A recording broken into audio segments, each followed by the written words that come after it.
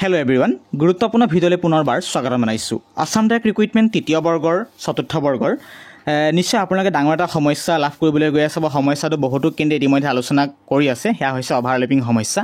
এই অভাৰলেপিং সমস্যাৰ ওপৰত চৰকাৰে কি ডিচিশ্যন ল'ব, কি সিদ্ধান্ত গ্ৰহণ কৰিব, কেইমাহমানৰ আগতে খুব গুৰুত্বপূৰ্ণ এখন জাননী জাৰি কৰিছিল বা নটিছ এখন পাব্লিছ কৰিছিল। নটিছখন কি পইণ্ট চৰকাৰে গুৰুত্ব দিব, কেনেকুৱা পৰ্যায়ত চৰকাৰে অভাৰলেপিং সমস্যাটো সমাধান কৰিবলৈ গৈ আছে স্পেচিয়েলিষ্ট মাত্ৰ আসাম ডাইৰেক্ট ৰিক্ৰুইটমেণ্ট তৃতীয় বৰ্গৰ চতুৰ্থ বৰ্গৰ বাবেহে। ইয়াত কি কৈছে চাওঁ হওক গুৰুত্বপূৰ্ণ পইণ্ট। বৰ্তমান যিখন নটিছ লাভ কৰিছোঁ পোনপটীয়া তথ্যলৈ আগবাঢ়িছোঁ। যিখন নটিছ লাভ কৰিছোঁ নটিছখন আহিছে গভৰ্ণমেণ্ট অফ অসমৰ ফালৰ পৰা, ডিপাৰ্টমেণ্ট অফ পাৰ্চনেল বিভাগ আহিছে আসাম ছেক্ৰেটেৰিয়েট চিভিল ছাৰ্ভিচৰ ফালৰ পৰা, দিছপুৰ গুৱাহাটী 6। নটিছখনৰ তাৰিখ আছিল 16 ছেপ্টেম্বৰ 2024। গতিকে এখন পুৰণা নটিছ হ'লেও আপোনালোকে স্কিপ নকৰিব। পুৰণা নটিছ হ'লে বৰ্তমান সময় খুব ইম্পৰ্টেণ্ট নটিছ হয় এইখন, কাৰণ যিখিনি আপোনালোকৰ ৰিক্ৰুইটমেণ্ট প্ৰচেছ আপোনাক ফাইনেল চিলেকশ্যন কৰিবলৈ গৈ আছে এই নটিছখনে খুব গুৰুত্ব দিব সেই সময়ত। এতিয়া কি কৈছে চাওঁ হওক মেমৰেণ্ডামত, অফিচ মেমৰেণ্ডাম। ইয়াত কৈছে ছাবজেক্টটোৱে হৈছে খুব গুৰুত্বপূৰ্ণ, guideline for recommendation of candidates by the state level recruitment commission for class 3rd post and class 4th post. গতিকে আসাম যিটো আমাৰ ডাইৰেক্ট ৰিক্ৰুইটমেণ্টৰ যি পৰীক্ষা অনুষ্ঠিত হৈছে ক্লাছ 3rd পোষ্ট আৰু ক্লাছ 4th পোষ্টৰ আমাৰ ৰিকমেণ্ডেশ্যন ওপৰত কেণ্ডিডেটসকলৰ ওপৰত কেন্দ্ৰ কৰি এখন নটিছ জাৰি কৰা হৈছে, ছাবজেক্টতে স্পষ্টকৈ জনোৱা হৈছে। এতিয়া গুৰুত্বপূৰ্ণ তথ্যলৈ আগবাঢ়িছোঁ। ইয়াত জনাইছে যে it has come to the notice of the state government that during the recruitment process under the provisions of the Assam Direct Recruitment Commissions for analogous post in class 3rd post, class 4th post Act 2021. Some of the candidates selected recommended by the state level recruitment commission for class 3rd post and class 4th post were eligible for appointment in multiple posts under various establishment office. গতিকে ইতিমধ্যে কথাটো গম পালে যে আপোনালোকক যি Assam direct recruitment তৃতীয় বৰ্গৰ চতুৰ্থ পৰীক্ষা অনুষ্ঠিত হ'ল, সেইমতে আপোনালোকৰ আমাৰ এডিআৰ যি 3rd গ্ৰেড 4th গ্ৰেডৰ Act 2021 অন্তৰ্ভুক্তৰ যোগেৰে ছিষ্টেমৰ যোগেদি আপোনালোকৰ ৰিকমেণ্ডেড বা চিলেকশ্যন কৰা হ'ব। তাৰ স্পষ্টকৈ প্ৰথমে জনোৱা হৈছে সেই যিখিনি পোষ্টৰ বাবে অফিচ আপোনালোকৰ ডিপাৰ্টমেণ্ট ৱাইজ চিলেকশ্যন কৰা হ'ব। তাৰপাছত গুৰুত্বপূৰ্ণ পইণ্ট উল্লেখ কৰিছে চাওঁ হওক, however a recommended candidates can join only against one vacant post trust some of the vacancies remained vacant for which the requisitions were placed by the department with the commission. গতিকে যেতিয়া এজন কেণ্ডিডেটে এটা post গ্ৰহণ কৰিব, এটা post লৈ ল'ব, অৰ্থাৎ যথেষ্টখিনি পোষ্ট থাকি যায়। গতিকে সেইবাবে ডিপাৰ্টমেণ্টে আৰু লগতে ডিপাৰ্টমেণ্টে ৰিকুৱেষ্ট পঠাইছে, লগতে কমিশ্যনৰ লগত সেইখিনি আলোচনা কৰিছিল, আলাপ আলোচনা কৰিছিল। কি আলাপ আলোচনা কৰিছিল খুব গুৰুত্বপূৰ্ণ পইণ্ট উল্লেখ কৰা হৈছে। কথাটো বুজি পাইছেনে? আকৌ কৈছোঁ, এখন নটিছ কাৰ বাবে, যিখিনি candidate 3rd grade 4th গ্ৰেডত qualify কৰিছে তেখেতলোকক কেনেকৈ চিলেকশ্যন কৰা হ'ব, কি প্ৰচেছত অভাৰলেপিং সমস্যাটো সমাধান কৰা হ'ব চৰকাৰে, ইয়াত কিছুমান তথ্য অনুকিয়াই দেখাইছে সেই তেতিয়াই। গতিকে সেই কথাটো আপুনি জনাটো খুব ইম্পৰ্টেণ্ট। আৰু আপোনালোকক কোনটো এক্টৰ যোগেদি চিলেকশ্যন কৰা হ'ব, 2021 ADRE 3rd গ্ৰেড 4th গ্ৰেডৰ এক অনুযায়ী এনালাগাছ পোষ্টৰ সেই এক্ট অনুযায়ী আপোনাক চিলেকশ্যন কৰা হ'ব ডিপাৰ্টমেণ্টৰ বাবে। তাৰপাছতে আমাৰ যিটো এজন কেণ্ডিডেট এটা পোষ্টক দি দিব, যদি মাল্টিপুল পোষ্ট এজন কেণ্ডিডেটে লাভ কৰে তেতিয়া নিৰ্দিষ্ট পোষ্ট কিছুমান থাকি যায় পৰৱৰ্তী পৰ্যায়ত। সেই তাৰ বাবে সেই ডিপাৰ্টমেণ্টৰ লগত কমিশ্যনাৰৰ লগত উচিত সিদ্ধান্তত উপনীত হৈছে। কি সিদ্ধান্ত লৈছে ইয়াত স্পষ্টকৈ জনোৱা হৈছে। ইয়াত কৈছে after careful consideration of all except it has been decided to adopt the following procedures for recommendation of candidates by the state level recruitment commissions for class 3rd post and class 4th post thereafter. গতিকে অৱশেষত কিছুমান পাছত সিদ্ধান্ত গ্ৰহণ কৰিছে। এই সিদ্ধান্তখিনি তেখেতলোকে মানি চলিব। এই সিদ্ধান্ত অনুসৰি 3rd গ্ৰেড 4th গ্ৰেডৰ কেণ্ডিডেটসকলক চাকৰিৰ বাবে চিলেকশ্যন কৰা হ'ব বা এপইণ্টমেণ্ট কৰোৱা হ'ব। ষ্টেট লেভেল ৰিক্ৰুইটমেণ্ট কমিশ্যনে এইখিনি কথা জনাইছে চিন্তাধাৰাৰ পাছত বা আলোচনাৰ পাছত। ইয়াত প্ৰথম পইণ্ট উল্লেখ কৰিছে, গুৰুত্ব ৰাখিব। এতিয়া খুব গুৰুত্বপূৰ্ণ পইণ্ট আপোনাক জনাব চেষ্টা কৰিছোঁ। পইণ্ট নম্বৰ 1, এতিয়া নটিছত গুৰুত্বপূৰ্ণ পইণ্ট অনুকিয়াই দেখাইছে। খুব ইম্পৰ্টেণ্ট পইণ্ট মই জনাব বিচাৰিছোঁ। অভাৰলেপিং সমস্যানো চৰকাৰে কেনেদৰে গুৰুত্ব দিয়া হৈছে নটিছখনৰ যোগেদি খুব ইম্পৰ্টেণ্ট পইণ্ট কিছুমান দাঙি ধৰিবলৈ চেষ্টা কৰিছোঁ। সেয়া হৈছে পইণ্ট নম্বৰ 1। ইয়াত জনোৱা হৈছে, a candidate who qualifies for multiple post of different grade pay under various establishment offices shall B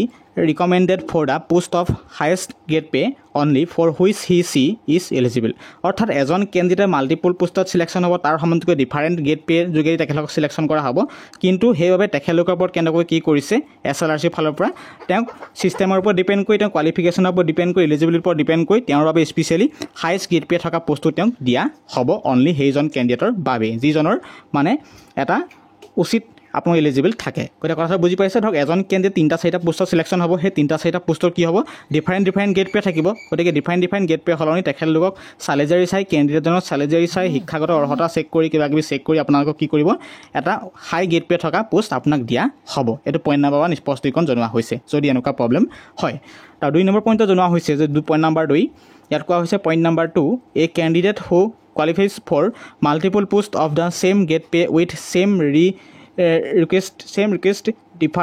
qualification under various establishment offices shall be recommended on the basis of his her specialist qualification required for a post গতিকে সেই একেখিনি কথা উল্লেখ কৰিছে যদি আপোনাৰ এজন candidate পুনৰবাৰ মাল্টিপল পোষ্টত সিলেকশ্যন হয় আপোনালোকৰ same grade pay with same qualification same হয় গতিকে আপোনালোকৰ এই কেণ্ডিডেটজনক কিহৰ ওপৰত ডিপেণ্ড কৰি এটা পোষ্ট প্ৰদান কৰিব স্পেচিয়েল কোৱালিফিকেশ্যনৰ ওপৰত ডিপেণ্ড কৰি তেখেতলোকক এটা পোষ্ট প্ৰদান কৰা হ'ব স্পেচিয়েল কোৱালিফিকেশ্যন মানে অৰ্হতা উন্নত মানদণ্ডৰ অৰ্হতা মানে যিটো কেটেগৰীত তেওঁ সিলেকশ্যন হয় কেটেগৰীৰ ওপৰত ডিপেণ্ড কৰি স্পেচিয়েল কোৱালিফিকেশ্যন হয় নেকি তাৰ ওপৰত চালি যাইছে এটা ভাল পোষ্ট তেখেতক প্ৰদান কৰিব বুলি স্পষ্টকৈ জনোৱা হৈছে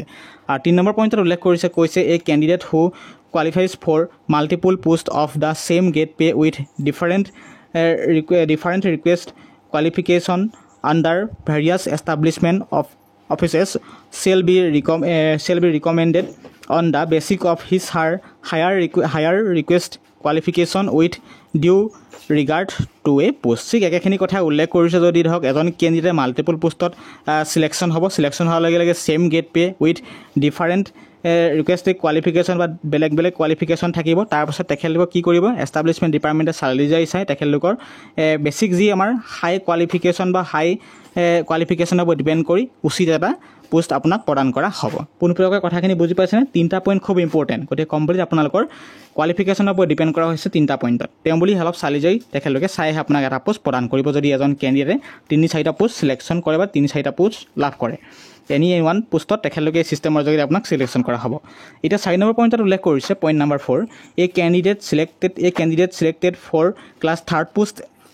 will not be considered for class 4th post গতিকে এজন কেণ্ডিডেট 3rd গ্ৰেডৰ কেণ্ডিডেটজন 3rd গ্ৰেডৰ বাবে এলিজিবল তেওঁ 4th গ্ৰেড এজন কেণ্ডিডেটক 3rd গ্ৰেডৰ বাবে নিদিয়ে 3rd গ্ৰেড এজন কেণ্ডিডেটক 4th গ্ৰেডৰ বাবে এলিজিবল নহয় কথাটো বুজি পাইছেনে আপুনি যদি 3rd গ্ৰেডত সিলেকশ্যন হয় 3rd গ্ৰেডৰ আপুনি এপইণ্টমেণ্ট লাভ কৰিব আপুনি 3rd গ্ৰেড এজন কেণ্ডিডেট 4th গ্ৰেডত কেতিয়াও সিলেকশ্যন হ'ব নোৱাৰে আৰু 4th গ্ৰেড এজন কেণ্ডিডেট 3rd গ্ৰেডত কেতিয়াও সিলেকশ্যন হ'ব নোৱাৰে বুলি স্পষ্টীকৰণ ইয়াত দিয়া হৈছে ইয়াত কৈছে this is to the ensure that maximum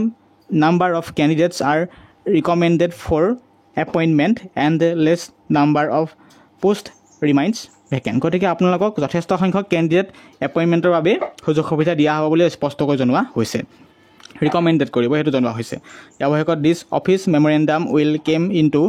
force from the date of issue of the office memorandum গতিকে মেমৰেণ্ডাম যেতিয়া পাব্লিছ হৈছিলে পাব্লিছ হোৱাৰ পৰা এইখিনি কাৰুকাৰ্য এইখিনি নটিছৰ মতে মানি চলা হ'ব বুলি জনোৱা হৈছে স্পষ্টীকৰণ দিয়া হ'ল অৱশেষত ছিগনেচাৰ মাৰিছে নিশ্চয় গম পালে কমিশ্যনাৰ ফালৰ পৰা এইটো ছিগনেচাৰ কৰা হৈছে পাৰ্চনেল ডিপাৰ্টমেণ্টৰ পৰা আহিছিল নটিছ গতিকে কথাখিনি বুজি পালে যদি আপোনালোকে এজন কেণ্ডিডেটে 3-4টা পোষ্টত যদি সিলেকশ্যন কৰা হয় প্ৰথম পৰ্যায়ত কেনেকৈ সিলেকশ্যন কৰা হ'ব আপোনাক প্ৰথম পৰ্যায়ত সিলেকশ্যন কৰা হ'ব আপুনি হাই গেট পে থকা কেণ্ডিডেটজনক হাই গেট পে পোৱা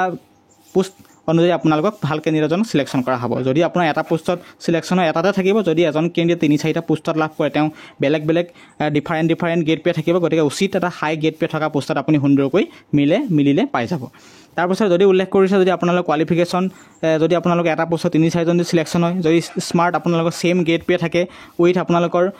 সেম কোৱালিফিকেশ্যন থাকে তেতিয়া আপোনালোকৰ কিহৰ ওপৰত গুৰুত্ব দিয়া হ'ব স্পেচিয়েল কোৱালিফিকেশ্যন আছে নেকি তাৰ ওপৰত চাই আপোনাক এটা উচিত পোষ্ট প্ৰদান কৰা হ'ব আৰু একেখিনি কথা আকৌ কেণ্ডিডেট সেম কথাই উল্লেখ কৰিছে যদি same grade pay with different request অৰ্থাৎ ডিফাৰেণ্ট যদি কোৱালিফিকেশ্যন থাকে তাৰ পৰা আপোনাক এটা বেছিক হিচাপে হাই কোৱালিফিকেশ্যন যাৰ আছে হাই কোৱালিফিকেশ্যন থকা এটা মিলে যদি আপুনি যিটো আপুনি কোৱালিফিকেশ্যনৰ পৰা পাছ কৰিছে সেই কোৱালিফিকেশ্যনৰ মিলা অনুযায়ী আপোনাৰ ভাল এটা পোষ্টত প্ৰদান কৰা হ'ব যাতে এটা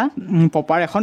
ইনফৰমেশ্যন ইয়াৰ যোগেদি প্ৰদান কৰা হৈছে আৰু এটা ভাল পইণ্ট উল্লেখ কৰিছে 3rd গ্ৰেডৰ এজন কেণ্ডিডেট 4th গ্ৰেডৰ চাকৰি নিদিয়ে আৰু 4th গ্ৰেডৰ এজন কেণ্ডিডেটও তেখেতে 3rd গ্ৰেডৰ চাকৰি ল'ব নোৱাৰে বুলি অৱশেষত গুৰুত্বপূৰ্ণ পইণ্ট উল্লেখ কৰিছে চাওক এইখন হৈছে